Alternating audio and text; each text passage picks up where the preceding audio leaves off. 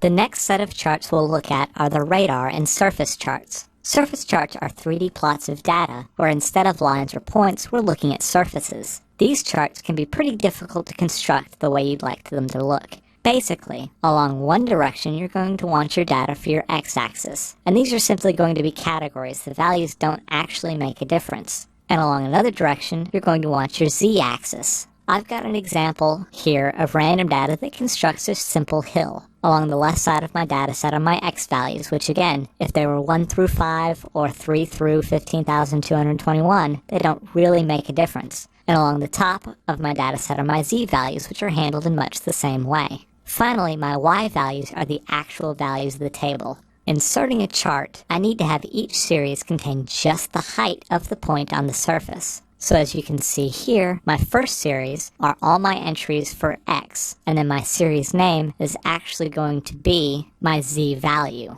When constructed, the surface will use colors to indicate how high a point is by different bucket groupings, and the selected x-axis will show up with its values, while each series name will show up along the z-axis. As you can see, since I only changed one, the others still show as the default series names. Along with the standard surface chart, there's a wireframe version that provides a see-through type of version. There's also overhead contour and overhead contour wire versions for looking at it as if it's a contour map. You might notice that despite these being 3D graphs, they use single-dimensional inputs arranged in a specific order and with specific labels to achieve the 3D result. The impact is a chart type that I do not find very useful, but perhaps you might. A more useful style of 3D chart, in my opinion, is the radar chart, and it's something that you might see with sports analysis or other places where you're comparing a variety of aspects that are generally different. For my example here, I've created 4 employees with different ratings for timeliness, efficiency, friendliness, and accuracy. The radar chart basically constructs a circle that compares each of the qualities for a given employee to each other. So how is this chart constructed?